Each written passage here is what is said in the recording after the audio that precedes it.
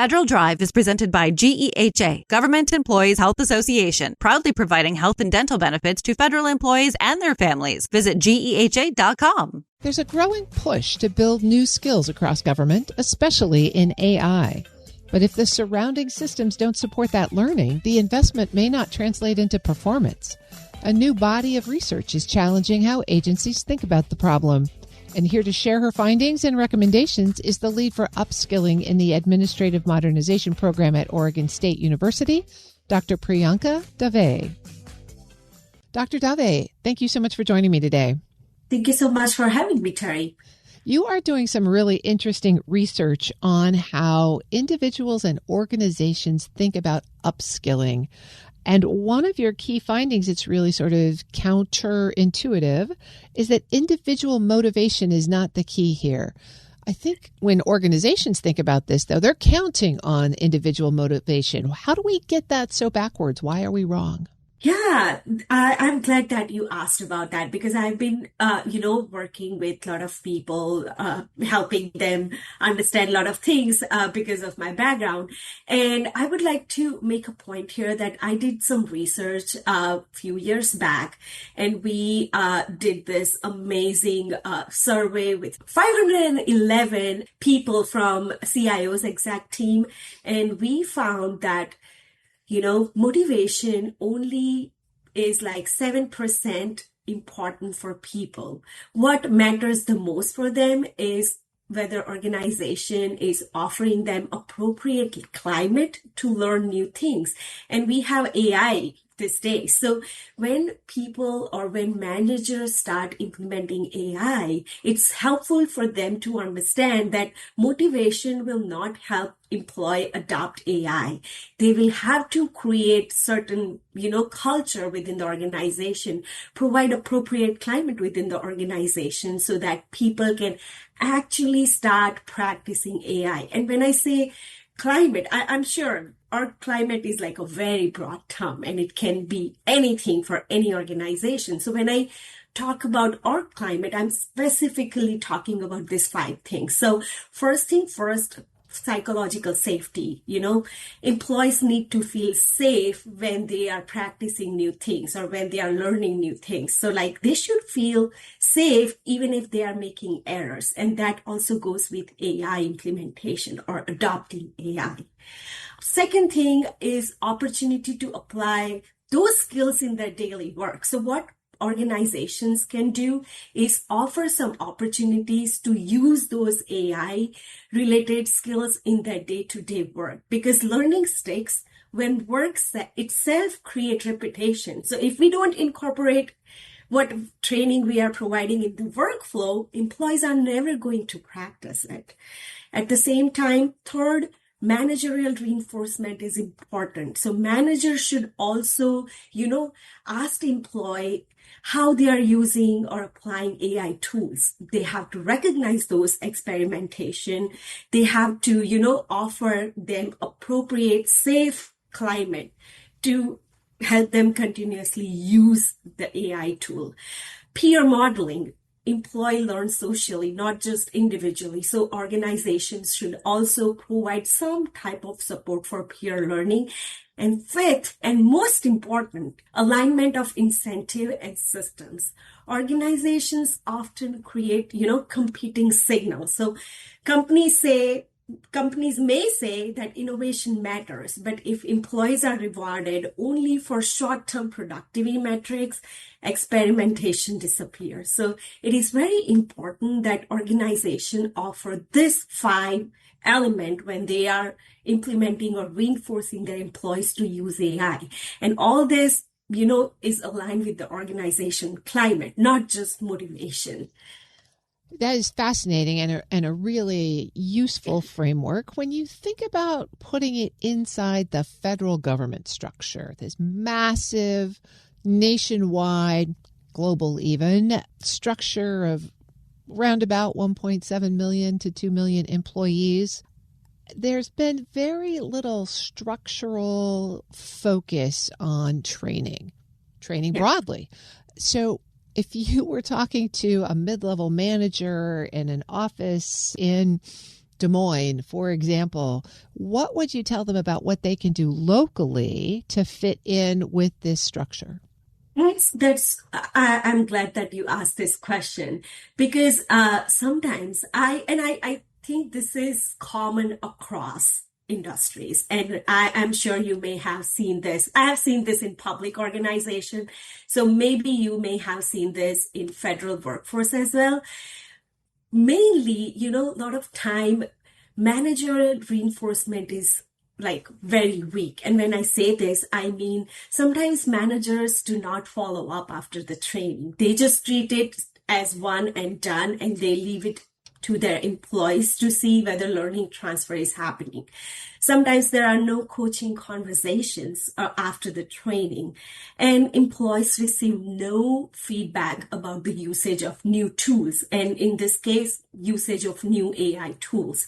So when I talk about, government agencies, what we can support our managers with is offering them a good support system. So what we can do is we can encourage managers to ask employees how they are applying new skills, have some conversations around this so that people know that, okay, my manager is going to ask me about how I'm using this tool. So I better experiment with the tool and go back with the real outcomes that I'm achieving. And that's how we are making this effort outcome oriented.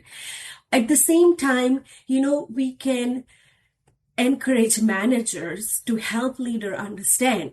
Leaders are amazing, but sometimes we still have to have that, bottom-up approach in communication. So we can have our managers reinforce this with leadership that recognize the experimentation.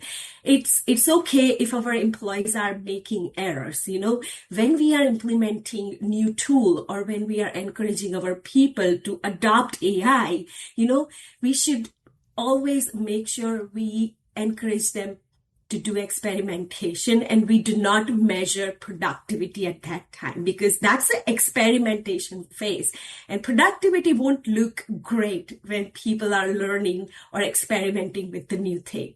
So in organizations where managers actively coach and reinforce this type of learning application within federal system, skill adoption become operational behavior rather than just temporarily enthusiasm around new systems. So I know a lot of people are like, oh, AI, let me see what it gives me. And then there is no reinforcement. So they just leave it to that without continuously practicing. So I think managers can really play important role to communicate both upward and downward around usage of AI and creating that reinforcement system.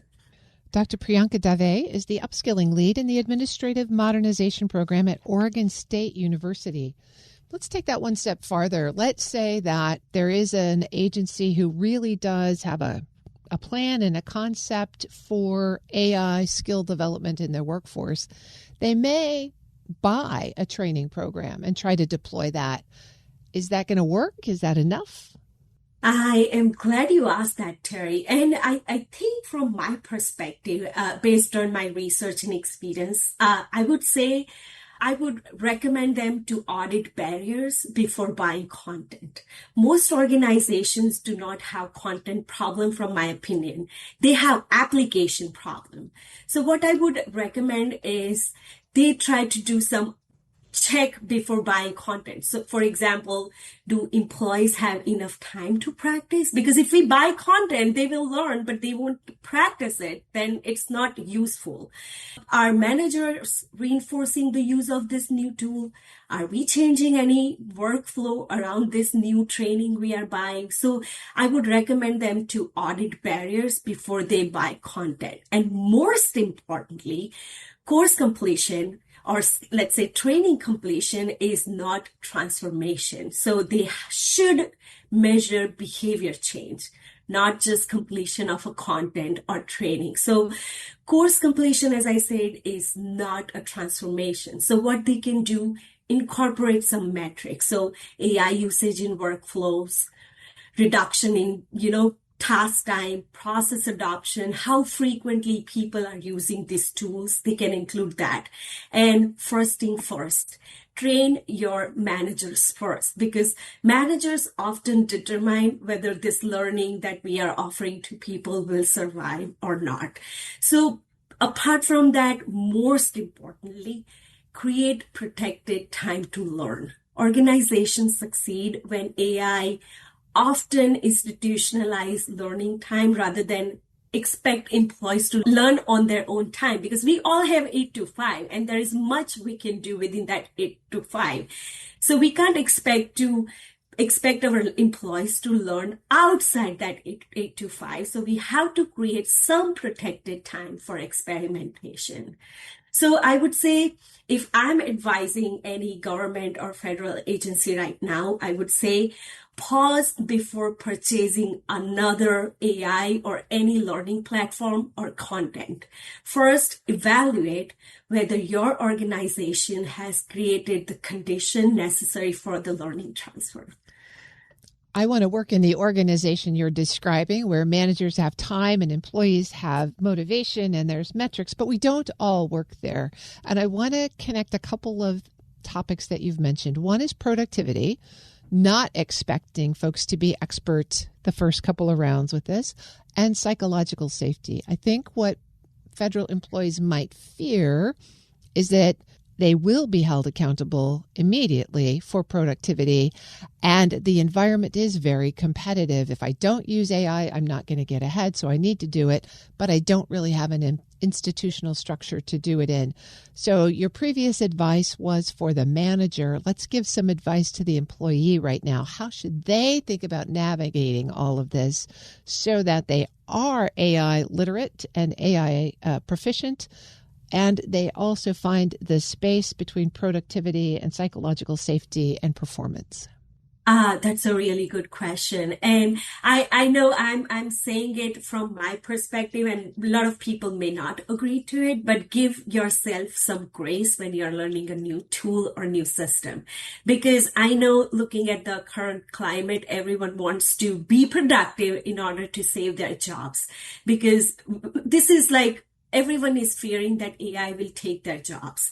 And if we don't adopt faster, our skills, whatever we are doing, may become obsolete and AI will take our jobs. So I would recommend or advise or suggest everyone, please give yourself some grace. You're learning a new tool. It takes time for people to adopt new thing, learn new thing, and then become productive. You cannot expect from people to have one sprint of training and expect them to be a master in certain area.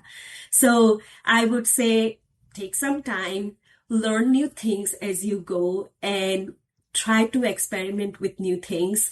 Again, talk to your managers, your supervisors when you are not feeling comfortable, or whether your productivity is measured based on how fast you're working instead of, how efficiently you're working. So try to have honest conversation with your managers, your supervisors. If not, work with your peer. Try to create that support system that can get you through this, AI world that we are creating for ourselves. So I know a lot of people may not agree to this, but I would say, please give yourself some grace. You are doing your best to keep up with the AI.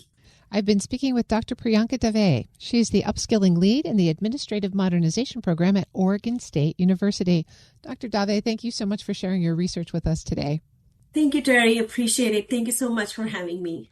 We'll post this interview at federalnewsnetwork.com/Federal Drive. Subscribe to the Federal Drive wherever you get your podcasts.